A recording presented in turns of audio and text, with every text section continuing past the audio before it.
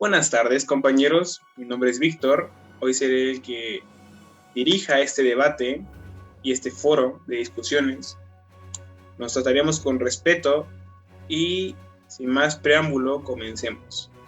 La primera pregunta que tengo para ustedes, señores, es ¿qué piensan al respecto de los federalistas y los centralistas? Espero su opinión, compañeros. Yo estoy del lado de los centralistas y déjame te digo por qué. Primero que nada, es mucho mejor que el federalismo y estas son las razones.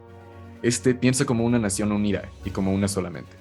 Las decisiones tomadas son de manera centrada y son a partir de la necesidad de no estar negociando. La economía y la seguridad son más concentradas y es más fácil. Y con esto termino con mis ventajas del centralismo. Pues déjame decirte que de hecho tu centralismo no es tan perfecto como crees, ya que tiene falta de desarrollo en la religión y tiene migración interna en el país. Y más que nada, tenemos que decir que el centralismo consta de gobernar en el centro del país a todo el territorio, por lo que sabemos que las masas nunca van a estar de acuerdo al 100% con tus elecciones, por lo que se necesitan estados.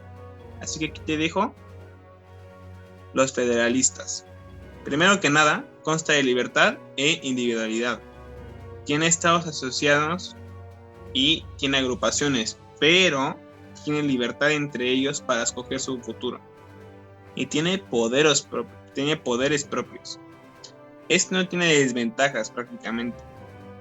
La reflexión que le podemos dar es que el ser humano ha defendido sus derechos de independencia y libertad a lo largo de su existencia. Podemos decir que parte de la transición de México como un país centralista a un país federalista se debe al anhelo de libertad del ser humano. Ahora, continuando, ¿qué piensan al respecto de los conservadores y la reforma liberal? Espero sus opiniones, compañeros. Ok, ahora vamos con centralistas contra federalistas. Primero que nada, tengo que decirte que el centralismo es mucho mejor que el federalismo y déjame te digo por qué. En primera, estos piensan como una nación unida y como una solamente. Las decisiones son tomadas de manera centrada y no hay necesidad de estar negociando. La economía y la seguridad es concentrada de manera más eficiente.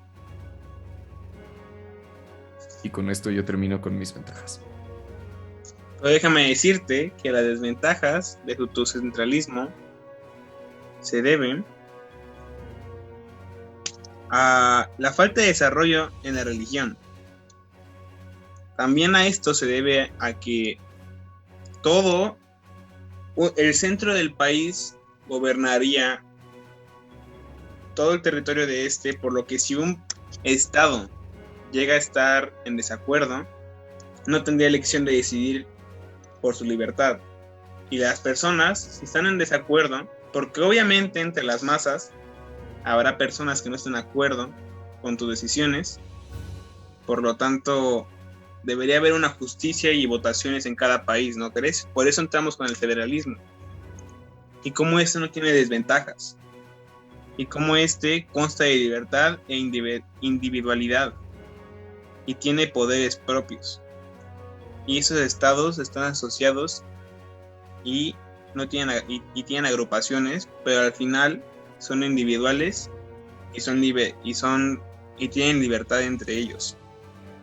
Podemos decir como una reflexión a esta pregunta que el ser humano ha definido sus derechos de independencia y libertad a lo largo de su existencia. Ahora, cambiando el tema, ¿cuál es su opinión sobre el Segundo Imperio y los federalistas? Y yo estoy del lado del Segundo Imperio y déjame te digo por qué. Las ventajas de este fue el embellecimiento del Zócalo, la reforestación de la Alameda, la conservación de las pirámides de Teotihuacán y la creación del Museo de Arqueología.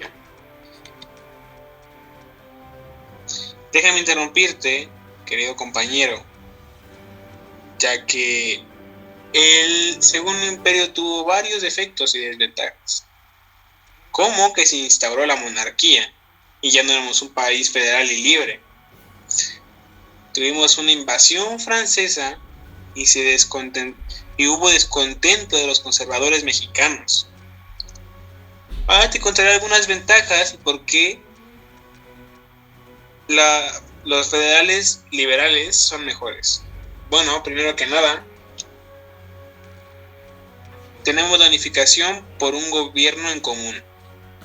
Tuvimos una manifestación de la incomodidad por parte de la población para un mejor futuro y un mejor México. Y cada uno tiene su propia forma de pensar, cada uno tiene su propia forma de liderar su propio país. Somos libres de tomar nuestras decisiones, así que aquí no tenemos ningún defecto. Déjame que te digo que sí hay unos cuantos defectos y te los voy a decir. Las desventajas de este son que establecen barreras innecesarias y dificultan la circulación de las personas y bienes. Bueno, con estos 4 dichos, podemos poner como reflexión que hoy en día el centralismo no es cosa del pasado, ya que muchos gobiernos y países son centralistas. Sin embargo, en la historia de México no fue manejado adecuadamente, de tal manera que nos tuvimos que obligar a cambiar a ser un gobierno liberal y federal. Ahora una pregunta más personal. ¿Quién consideran mejor, Benito Juárez o Miguel Hidalgo? Déjame comenzar diciéndote que nuestro héroe Miguel Hidalgo, nuestro increíble salvador, fue el que inició el movimiento de independencia. Así que gracias a esto, México es un país libre y ya luchamos contra los españoles por un mejor futuro. Se levantó en armas contra los españoles y se consideró el salvador de la independencia y del país. Sin ninguna duda, yo creo que este héroe no tiene defectos. Creo que luchó por nuestra libertad y por nuestra justicia. Así que él es perfecto. Déjame te digo que no es perfecto, y aquí te van unas desventajas que él tuvo. Primero, le negó la ayuda a nuestro personaje Allende para retomar la ciudad de Guanajuato. Y también se proclamó como Alteza Serenísima, al igual que Santa Anna, lo cual es algo muy torpe. Yo, por otro lado, estoy con Benito Juárez y déjame te digo por qué. Este era un modernista que quería desaparecer la ignorancia de México, lo cual se me hace muy inteligente. También creó la educación laica y defendió a la República Mexicana incluso cuando se tuvo que separar de su familia y amigos, porque él consideraba que su país era primero que todo. Pero bueno, yo no le veo ningún defecto. Hablemos de sus desventajas entonces, como que era inflexible en la forma que pensaba. No permitía las negociaciones, que le costó mucho dinero a México. Extendió su periodo presidencial. Wow, en serio, ser presidente y extender tu periodo a propósito no creo que sea buena idea para el pueblo, ¿no crees? Y perjudicó a las comunidades indígenas con la ley de reforma.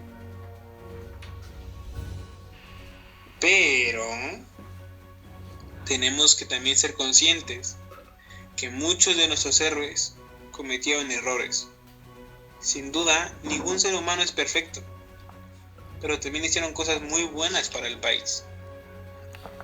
Tenemos que recordar las cosas buenas como las malas, porque gracias a los errores que tuvieron, hoy en día estamos mejor.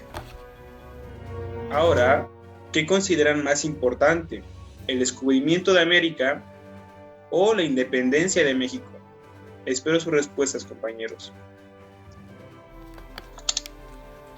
Ahora iremos al siguiente punto, que son las ventajas de la independencia de México junto con sus desventajas y el descubrimiento de América. Yo estoy del lado de la independencia de México y déjame te digo por qué.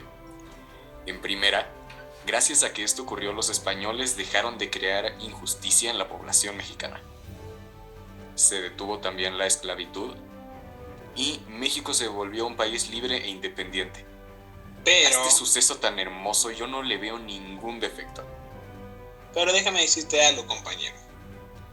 No fue tan perfecta como tú crees, ya que la cuenta de bajas por la guerra fue inmensa para nuestra independización. La pobreza que hubo después por falta de recursos fue inmensa. Mucha gente murió de hambre. Y las limitaciones de comercios que nos costaron la economía de México de una forma muy grande e importante. Ahora déjame hablarte de cómo el descubrimiento de América es mucho más importante que la independencia de México. Primero, hubo un cambio y hubo un avance en la sociedad de una manera exponencial. La evolución del pensamiento y educación fue increíblemente grande, al punto de socializarnos como personas, o más que nada, como individuos de una sociedad. Y descubrimiento de los espejos. Aquí no hay ninguna desventaja, mi camarada. Hay varias desventajas y déjame te digo cuáles son. Gracias a este suceso tan perfecto como tú lo pintas, se deterioraron las civilizaciones y comunidades indígenas. También, junto con los españoles, llegaron las nuevas enfermedades. También la expoliación de los recursos americanos y la esclavitud. Ahora, podemos concluir que como seres humanos no nos sentíamos cómodos y no podíamos tolerar las injusticias de los españoles hacia los mexicanos. Sinceramente, no podemos vivir en el qué hubiera pasado o en el qué pudo haber sido. Y tenemos que vivir en el ahora. Somos quienes somos por todo lo que este país ha pasado. Bueno, y con esto concluimos nuestro debate. Como cierre, tenemos que aprendimos y analizamos la historia de México y sobre todo todas las luchas y guerras que se tuvieron que llevar para llegar a nuestro estado actual. Como vimos anteriormente, siempre habrá diferencias en las personas y sobre todo en su forma de pensar. Hay que ser firmes a nuestros principios y valores, pero más que nada tenemos que respetar la opinión de los otros individuos. Ahora, como una conclusión, a lo largo de la historia de la humanidad, el ser humano fue incrementando su búsqueda y su anhelo por una mejor vida, al punto en el que llegamos a defender nuestros derechos como individuos. Mejoramos nuestra calidad de vida y luchamos por nuestra libertad. Cada suceso nos hizo quienes somos, nos forjó como individuos y nos hizo aumentar nuestro deseo por un mejor México. Y con esto finalizamos nuestro debate. Gracias.